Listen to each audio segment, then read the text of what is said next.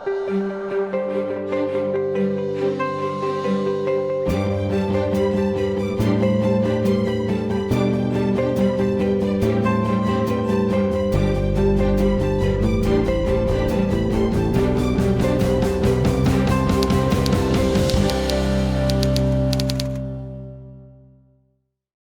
дохода в сфере психологии и как успешно психологу монетизировать свои навыки.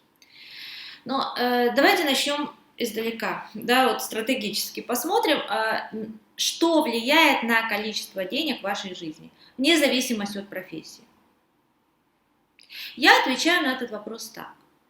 Количество денег в вашей жизни зависит от силы, интенсивности вашего влияния на других людей и от масштаба этого влияния. Посмотрите глубже в эту мысль, и вы увидите, что везде, где есть деньги, есть влияние. Например, если вы бабушка, продаете на рынке 1 килограмм яблок, вы влияете на человека, который купил этот килограмм для своей семьи. Если это хорошие яблоки, вы повлияли хорошо, если это плохие яблоки, вы повлияли плохо, но вот ваше влияние, да, вы повлияли на 3 человека, на семью, которые купили эти яблоки. Ну и чуть-чуть косвенно, допустим, на тех, кто потом мужчина съел это яблоко, а он там, не знаю, директор в каком-то коллективе. Если яблоко хорошее, он пришел в этот коллектив чуть в лучше настроении, и дальше все это, передается по цепочке. Если яблоко плохое, он пришел, соответственно, не дай бог, с расстройством желудка, и, соответственно, дальше что-то там передалось другое в команду и так далее. Но в целом вы влияете на 3 человек. И размер ваших денег какой-то X. А теперь представьте, что у вас оптовая торговля яблоками. И каждый день вы продаете 10 тонн яблок. На какое количество людей вы влияете? Соответственно, кратно больше. И денег у вас кратно больше. Да? И так в любом бизнесе. Да? Деньги это мера влияния. То есть то, насколько сильно и на много людей вы влияете, вот столько у вас денег. И, соответственно, чтобы повысить уровень дохода, вам нужно посмотреть в 2 направлениях. Первое – это сила вашего влияния. Второе – это масштаб вашего влияния. То есть, если, например, вы продаете яблоки, это не очень важная история для человека. Но если вы продаете лекарство от рака, которое может человека спасти, это другая интенсивность влияния. Соответственно, другие деньги. И опять же, я уже привела пример, если вы продаете 1 килограмм яблок на рынке, это один масштаб влияния, если 10 тонн в день, это другой масштаб. Вот в психологии ровно так же. Поэтому первый пункт – это глубина, интенсивность вашего влияния. Другими словами, это ваш профессионализм. И я предлагаю, если вы хотите повысить свой доход, как психолог, концентрироваться на том, насколько сильные изменения и какие изменения, и каким путем вы даете своим клиентам.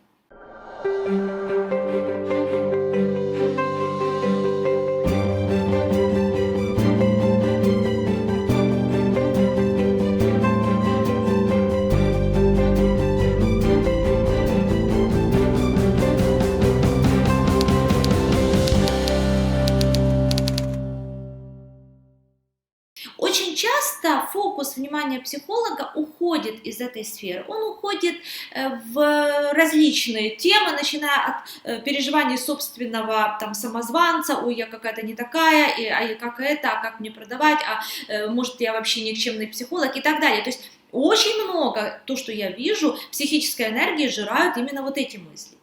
И эту энергию, это внимание ваше надо перенаправить на то, каким образом вы влияете на людей, на ваших клиентов. При прочих равных, то, что я вижу, чем депрессивнее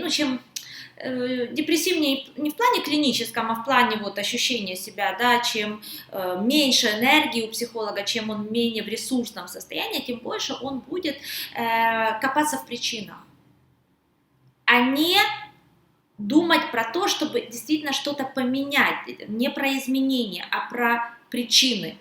Я по себе это вижу, что когда я, ну, можно сказать так, начинала практику, там, сколько у меня там, лет 5 я работала, и я вот сейчас смотрю эти статьи, которые я писала, и очень много я разбиралась в причинах. Я даже писала, когда-то у меня была книга, я ее назвала так: «Почему отношения не приносят счастья». Да? Ну, потом уже, видимо, какая-то более ресурсная моя часть добавила к этому названию и как это изменить.